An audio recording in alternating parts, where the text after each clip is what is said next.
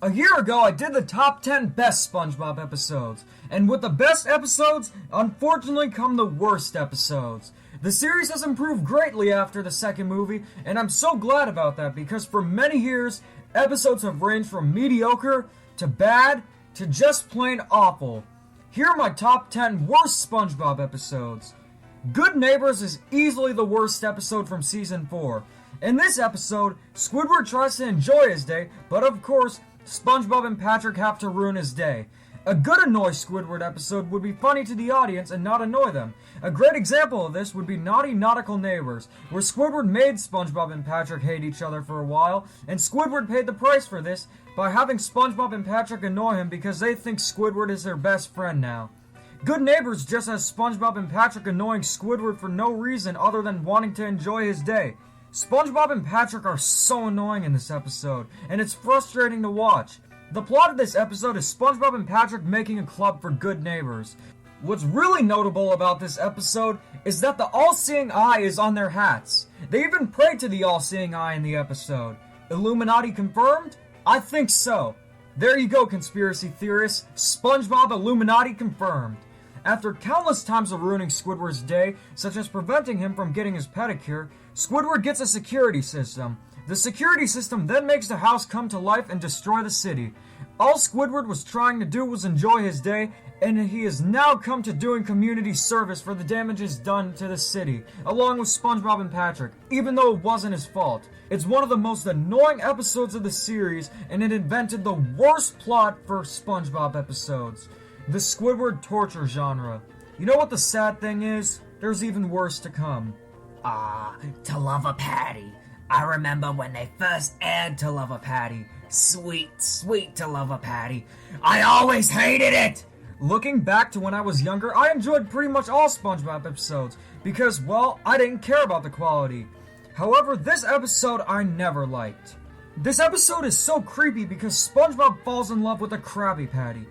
Falling in love with a sandwich. It's one thing to love your food, but to literally love your food is beyond normal. And this is a show where fish talk, squirrels are scientists, there are fires underwater, there are fights at the fair where there's bees to the honey. Okay, maybe not that last part, but SpongeBob is quite strange, isn't it? But falling in love with a Krabby Patty is too far. He treats this Krabby Patty like he would treat a girlfriend and ignores Patrick and Sandy for a Krabby Patty. And this song in the episode, well, SpongeBob is right. From its pickles to its buns, it ain't even funny. He kills a bunch of clams to stop them from eating a Krabby Patty. One of them could have been Junior. It's so stupid. He then now takes his moldy Krabby Patty on a date to, of course, the Krusty Krab, and Mr. Krabs then tells him that patties are meant to be eaten, not taken on dates. He then eats it and probably needs a doggy bag. Like I said, what a creepy episode. And when SpongeBob kills the clams, that did it for me. All this over a sandwich. What's one of the worst things you can do to SpongeBob? Make him beyond oblivious. SpongeBob has always been naive, but to make him completely oblivious to reality is one of the worst things you could do to him. A pal for Gary is one of the worst examples of this. At the beginning of the episode, SpongeBob thinks Gary is lonely at home. SpongeBob then gets a new pet from a seller who looks like the video game resellers at my flea market who sell their games for more than eBay prices, and she tells him that he can't have it with other pets, otherwise they'll turn into a monster. SpongeBob doesn't care and runs off with the new pet. The pet's name? Puffy Fluffy. SpongeBob is beyond awful in this episode. Puffy Fluffy becomes wild when he sees Gary, and you know what SpongeBob does? Blames Gary and says it isn't nice to ignore new friends. During the night, Puffy Fluffy becomes this serpent-like monster and tortures Gary. How is this funny? This is just aggravating to watch, especially the fact that SpongeBob ignores all of it and is completely oblivious. When he sees what's going on and Gary is trapped in Puffy Fluffy's mouth, SpongeBob then tells Gary to put Puffy Fluffy down. The stupidity and obliviousness of SpongeBob in this episode is very out of character for SpongeBob. It never comes off as funny. The episode ends off with SpongeBob taking Gary to work so he would never be lonely, even though he never was. Whoever thinks unnecessary cruelty to characters is funny, it's not. I know I'm sounding like cartoons are life and should always be moral, and it's the most sadistic thing you can do to make characters tortured for no reason, but seriously, I come to SpongeBob to make me happy and to laugh, not to feel angry or annoyed. or to get something to eat. Tell him, John Kennelly. I just came to get something to eat. Characters getting tortured for no reason seems to be a theme here, doesn't it? Stuck in the Ringer is an episode where SpongeBob slips on a bar of soap. Looks like Gary should have listened to him and not dropped his doubloons.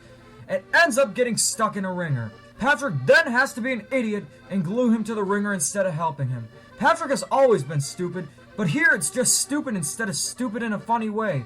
He's smart enough to lift the ringer off the ground though. SpongeBob then goes to work and Mr. Krabs tells him to leave because the ringer gets in his way. It makes everything go wrong at the Krusty Krab.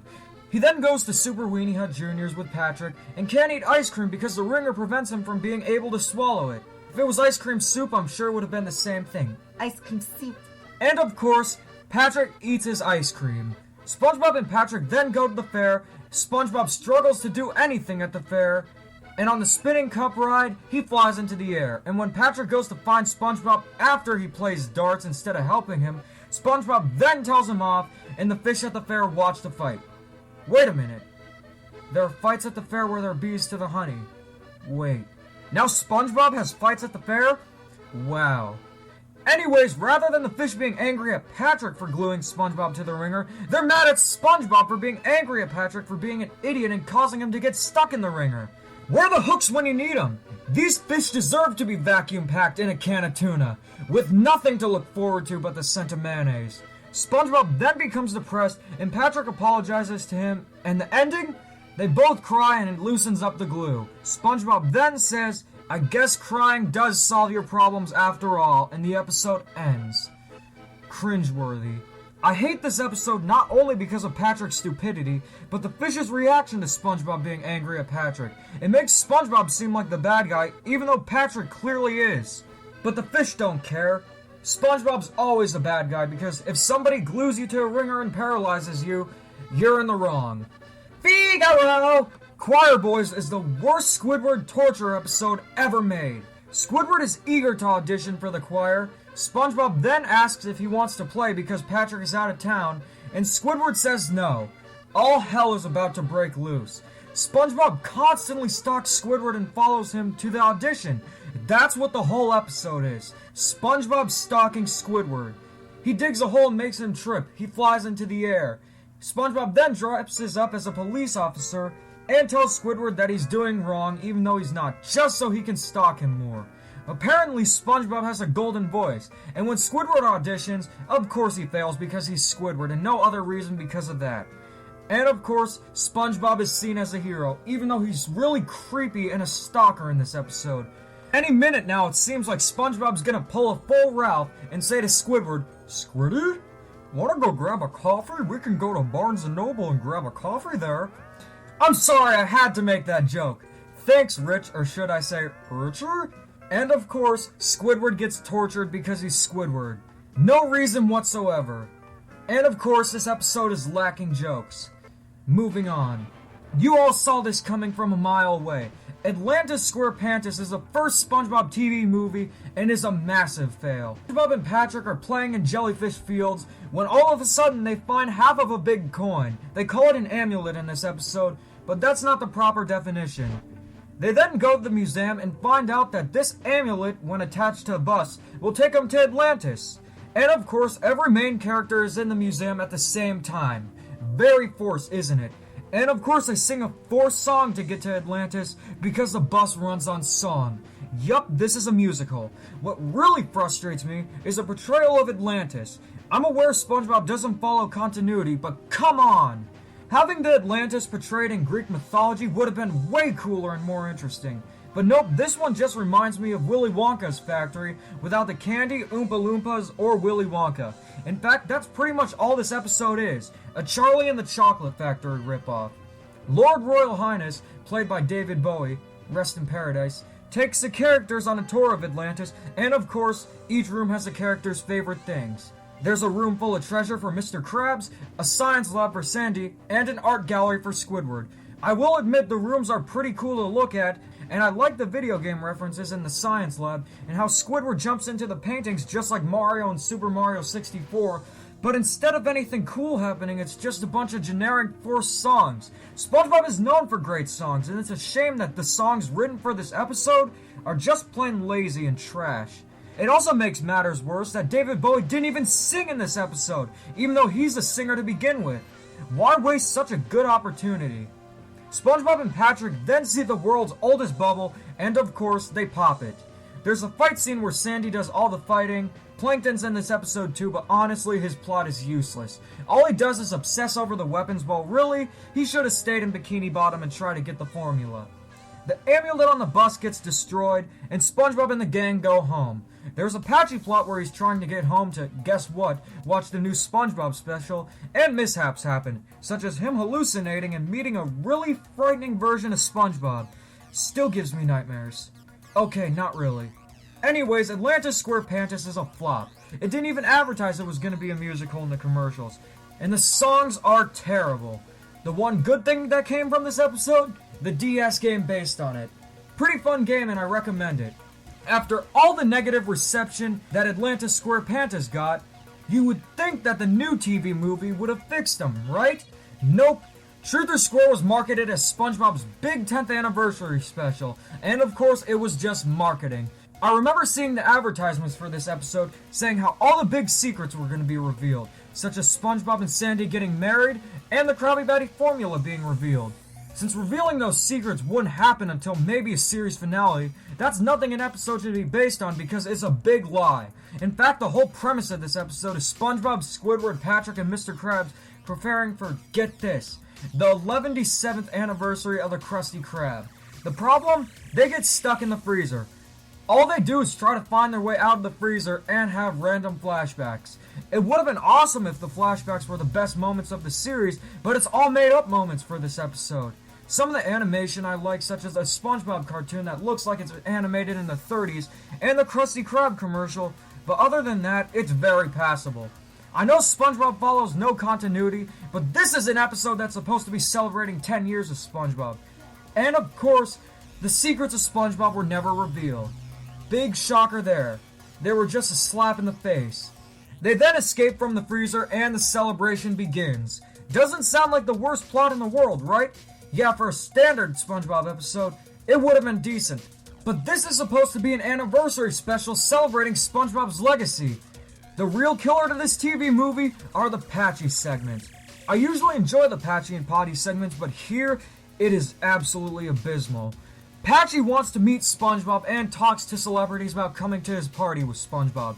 This takes up more than half the episode, and it's not even funny either. This was made to shoehorn in celebrities to gain Nickelodeon views and ratings. This is not a celebration of SpongeBob. As its own episode without the Patchy crap, it would have been okay. But the fact that they call this an anniversary special is exactly what this whole episode is. A big fat lie. To those confused as to why I dislike this episode, I'll compare it to the Mario All-Stars release for Mario's 25th anniversary back in 2010.